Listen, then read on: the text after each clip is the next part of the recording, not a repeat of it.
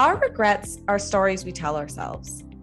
When you constantly worry about your past, you're supporting that belief in your present. We were curious about what would happen if we tried to release those worries and rewrite our stories. So we decided to do an experiment. What happens if we dedicate time to relieving our regrets? This is a show where we take a moment to reveal the messy bits about ourselves without judgment. It's a show where we can reflect, learn, grow, and maybe even laugh about our actions, attitudes, and behaviors. It's a place where we can speak about our past and learn from it. Join us on the journey.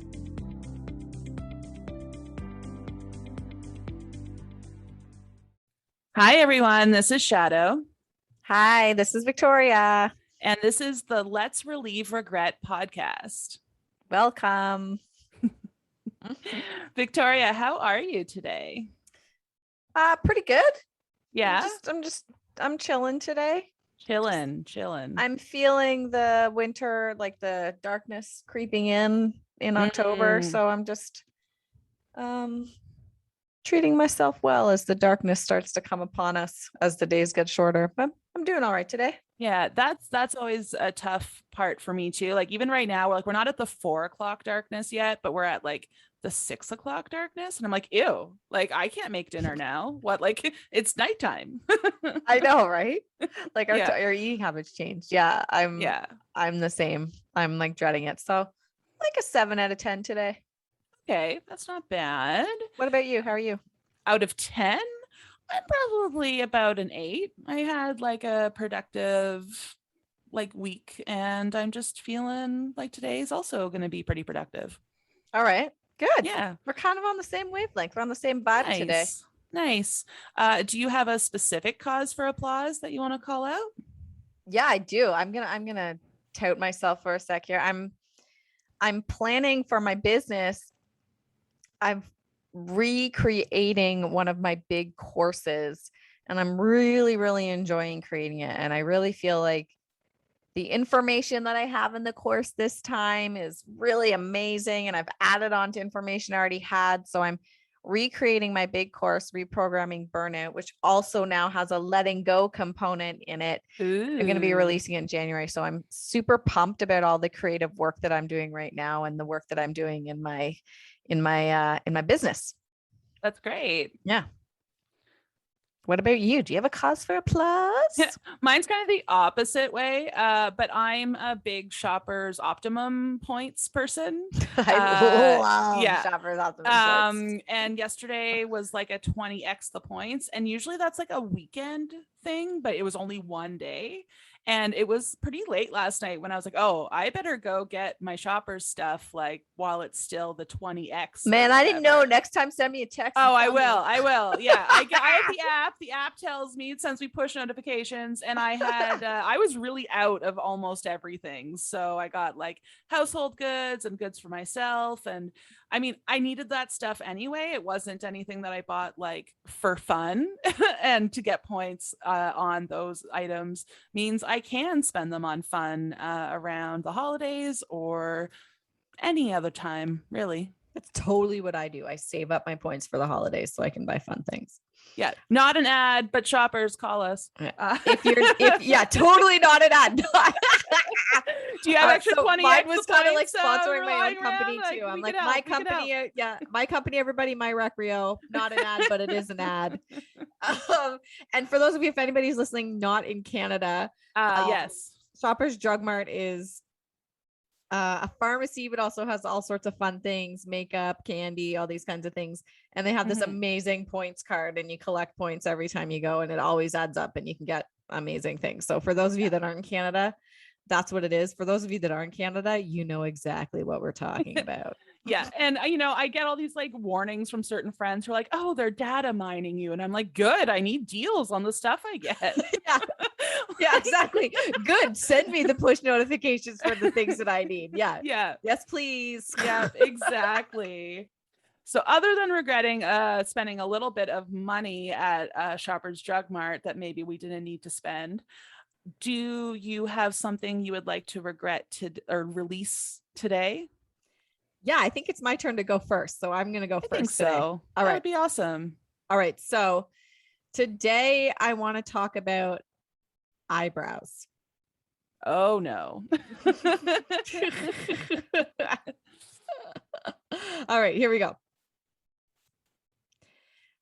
I have an experience. This is an experience that I want to let go of in order to move forward.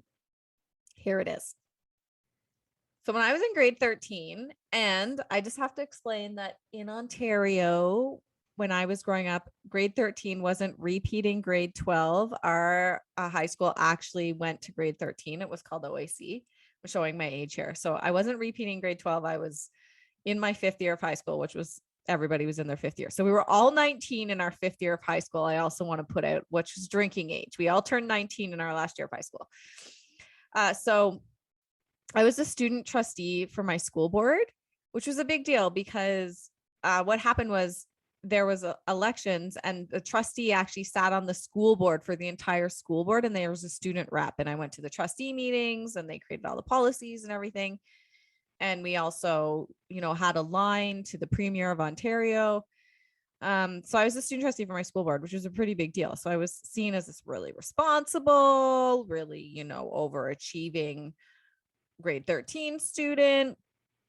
But I was also a super big partier because I grew up in a small town, and that's what you did, guys. I started drinking at like 14. Okay.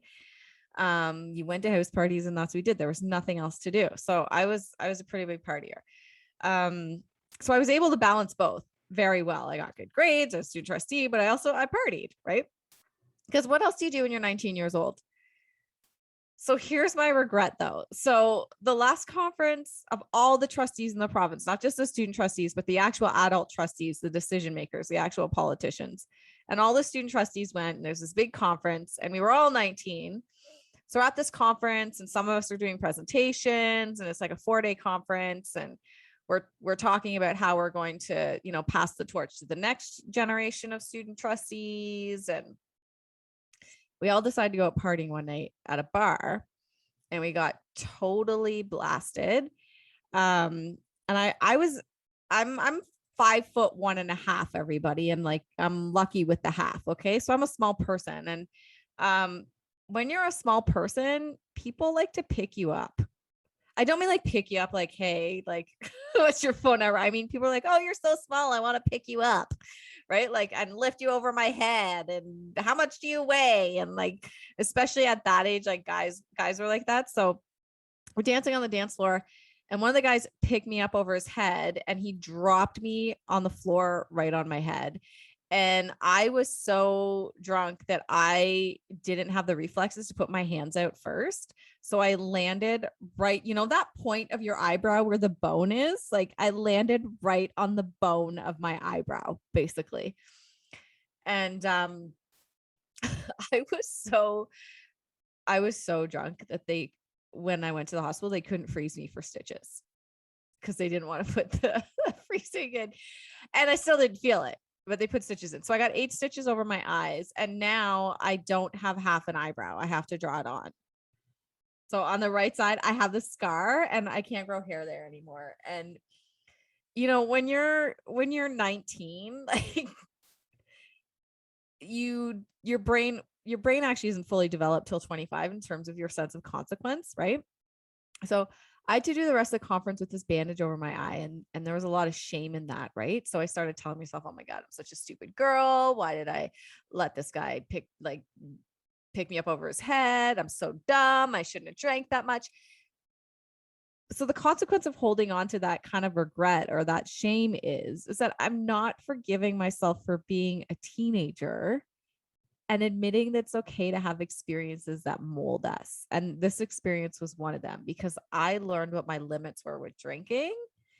And I learned and have a scar on my face to show me, right? I learned the consequences, right?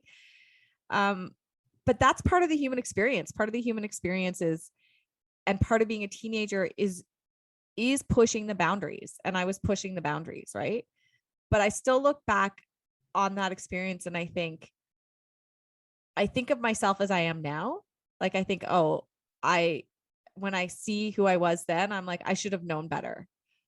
but I'm thinking of myself as if I was a 40-year-old woman then, right?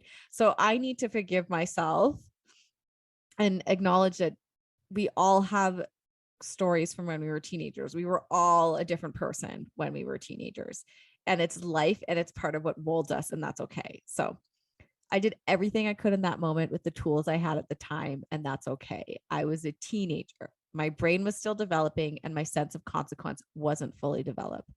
I was still pretty effing awesome, had nothing to be ashamed of, and I am still pretty effing awesome. Done.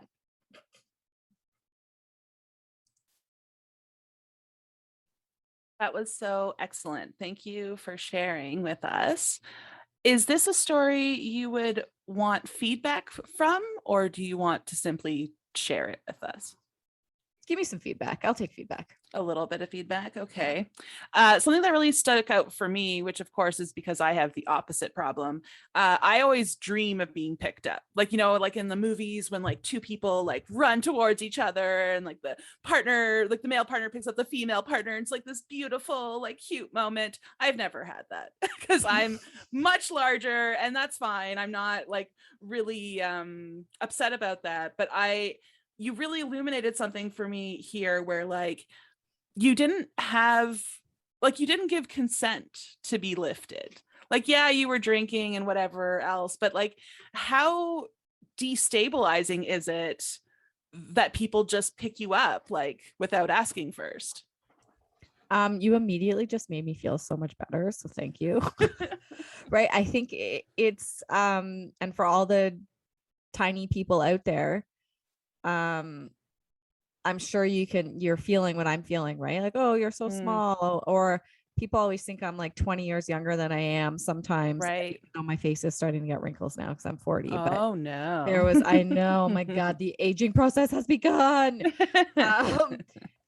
Yeah, you're right. I didn't give consent. I never really thought about that. It's a similar thing.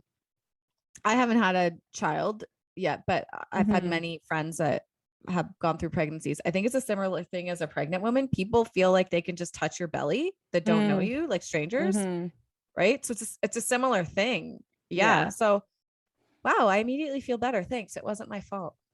It really, I mean, you shouldn't just get picked up. And like, I remember that though. I remember people wanting to show off and like being like, yeah, I pick up everyone or like whatever. So that's really interesting to me. Also, do you think there's consistently a parallel between a student being a high achiever and also someone who parties early in life? Yeah, that's a really interesting question. My high school was amazing. Shout out to PCVS, which doesn't exist anymore, got shut down, which is really sad, but it was the oldest high school in Canada at one time. It's really interesting. My year at high school was pretty amazing. When we graduated, almost all of us were on the honor roll. There were so many people when they were calling people up at the graduation ceremony on the honor roll. We didn't actually fit on the stage. Oh, wow. Some people had to stand in front of the stage. And I think that's pretty rare. I don't think that's the normal. So there was something definitely going on in my year. Shout out class of 2000 PCVS. But yeah, we all partied hard and we're also overachievers. But I think what's interesting about that is, did we take that into our adult life? So I think obviously drinking that much is not healthy as you go, and it's not healthy ever. But as you go into your adult life, do you have a glass of wine? Is it as a stress relief? Is it more than a glass of wine where it meets that unhealthy level? Or were we learning stress relief skills? I mean, it wasn't just about the drinking. Lots of people didn't drink it much. It was about being together, dancing together, partying together, having fun together. Were we learning how to be, I don't like using the word successful, but how to be productive, I guess, because everybody's version of what successful is different. And I think we need to really be careful about using that word, because there's societal expectations of what success is. And it might not work for you as a person, but you kind of buy into that and then become unhappy. But we were also like generally a happy group and we really loved each other in many ways. So Mm. I don't know how to answer your question, but I mean, I've never thought about that either. So that's good feedback. So thanks for that. Like, what skills were we learning? What skills were we learning in terms of stress relief and in terms of being in community together? Because I do think my high school experience was pretty unique and special. And I think anybody that's gone to PCVS would probably say the same. It was a pretty unique and special high school. It was kind of like Hogwarts. Like we had houses. It was a public school. It wasn't a private school. It was, almost everybody in my grade was friends with each other. It was, I don't know. It was just a really interesting experience. So yeah. That's awesome. It's just, I just remember like also like the student trustee stuff. Like I was prime minister of the student parliament, like all that kind of stuff all really resonated. I did a lot of that kind of stuff too. But I also started drinking at a really young age and lived in a different small town. And we didn't necessarily have house parties. We had bush parties all the time. And, it's looking back, like I can't believe how young I was and like getting drunk in the middle of the forest and like anything. But we thought we were so old, right? We thought we were so mature. But I think totally. I think that's part of the teenage experience too. Like I think that's part of growing up and pushing the boundaries and learning autonomy and learning those things about yourself. Yeah. We kind of forget. I think it's changing a bit as like newer generations come through, but there's always going to be different problems for different generations. So thank you for sharing that with us. It's funny that it's, it seems like a small little thing, but it's on your face. So it's something you see like more than once a day if you have a mirror. And now that we're living in this like Zoom call normalcy, I guess, like you also look at yourself constantly in a way that you didn't have to when you had an office. Yeah. So now I've reframed it. You just helped so much, Shadoe. Thank you. Like reframed it. So this scar is about, me.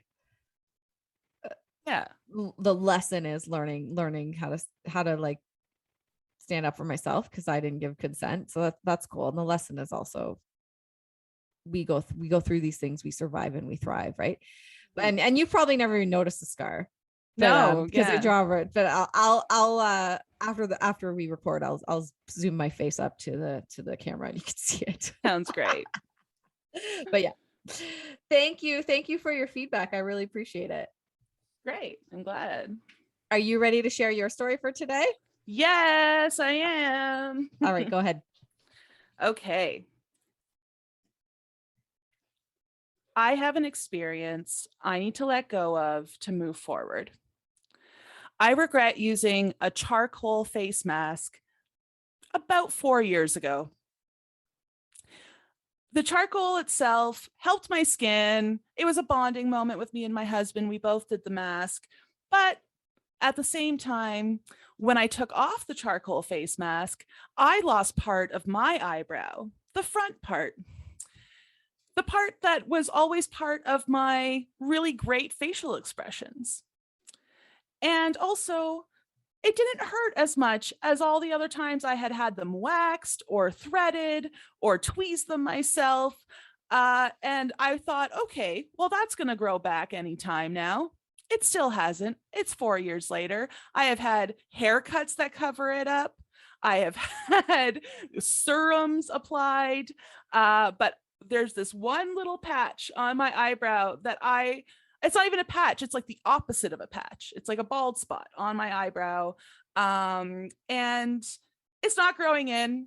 And also the consequences I'm missing out on from this apparently tiny little eyebrow mishap is like not just missing out on the fact that thick eyebrows are super trendy right now. But I'm just missing out in general of like, I'm now hesitant to try new beauty things, whether it's like a new mask or like to go somewhere professionally. Cause now I'm like, well, I like what I have. I don't want to risk anything more dangerous.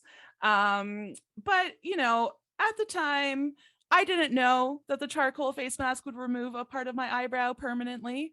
Shout out to that charcoal face mask company. You should be selling yourself as like a permanent wax solution. And that's okay. that is who I was then. And I mean, I've grown, like I care about it a lot less as time has gone on, or at least I appear to care about it less because I can't make the furrowed brow that I would like to. But at the same time, I'm now relieved because I'm capable of drawing my eyebrows on, and I feel worthy of any touch-ups I choose. Oh my goodness, I'm so glad I was muted when you're telling that story. Do you want some feedback or do you just want to be heard? It's funny. I usually would say, let's do some feedback, but I feel like we're doing that every time. But throw it on. Throw it on. All right. Some There will feedback. be Why times. not? There will be times Yeah. I'm sure I want to be heard. Just short feedback.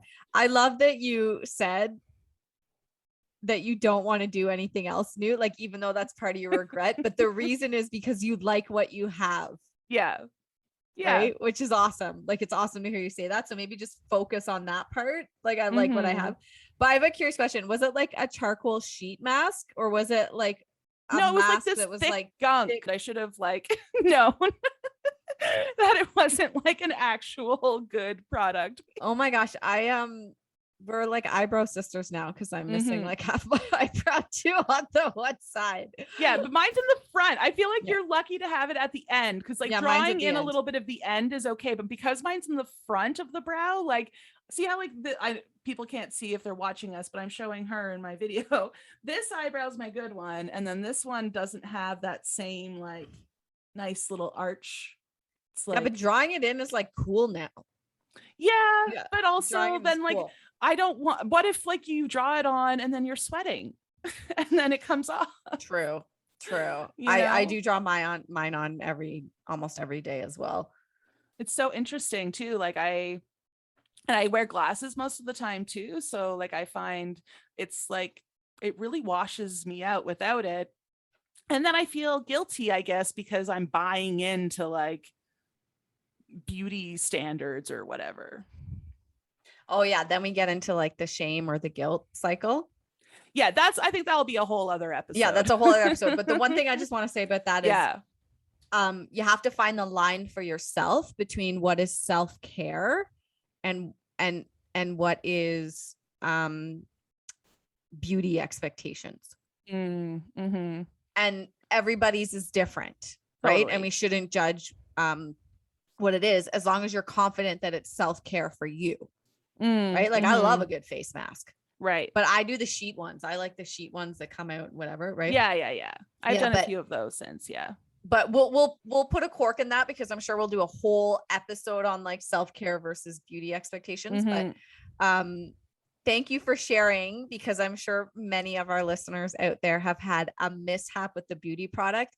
And I want to say, if you have, we'll start a thread on our Instagram and our Facebook page. So I would love to hear listeners out there what your mishaps and your regrets have been with beauty products, because I think we could have some fun with that, and we could also learn from that. So I think we should do that.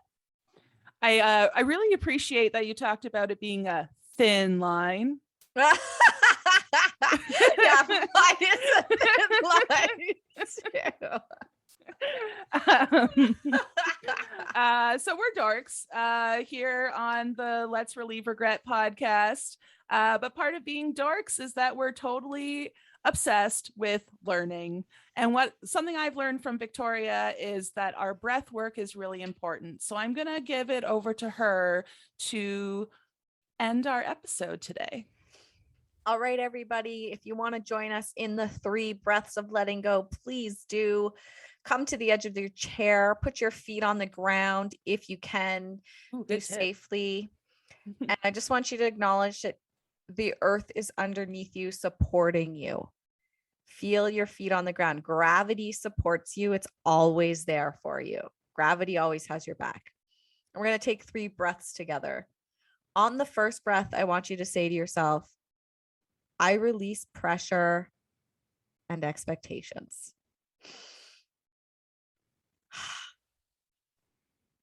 On the second breath, I want you to say to yourself, I relieve my regrets. My past does not define me.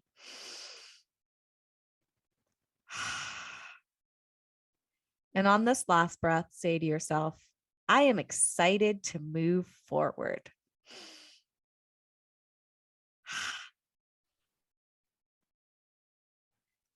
Thank you for such a fun conversation today, Shadoe, and for hearing and listening to me. And we can always have some fun when we're talking about relieving our regrets, because if we don't have some fun, we won't show up for ourselves, right? So thank you for a fun and enjoyable discussion today. I appreciate you. I appreciate you. And I also, sometimes the little regrets, we don't realize how much they're holding us back. And they also, like, by addressing little regrets, it's easier to address the bigger ones. So that's right. you. That's what our journey in this experiment of relieving regret is all about. Thank you everyone for listening. And we will catch up with you next time on Let's Relieve Regret. I'm Victoria saying bye. Bye, Victoria. I'm Shadoe. Bye, everybody. This episode of Let's Relieve Regret was produced by Shadoe Ball and Victoria Muir-Bercia. Editing by me, Victoria Muir-Bercia. We are an independent podcast supported by you, our listeners. If you think this podcast sends a valuable message, you had an aha moment, or learned something new about yourself, help us realize our goal of reaching as many listeners as possible. We encourage you to take action and support us right now by choosing one of the following options. You can easily support us by following us on Instagram at relieve.regret. Tell 2 friends. Leave a 5-star review on whatever app you're listening to us on. Leave a tip at coffee.com/Let's Relieve Regret podcast. That's ko-fi.com/Let's Relieve Regret podcast. Join our conversations in the Facebook group, Let's Relieve Regret Podcast. Find all this information, all the links, and more in the podcast notes. Okay, bye. Bye.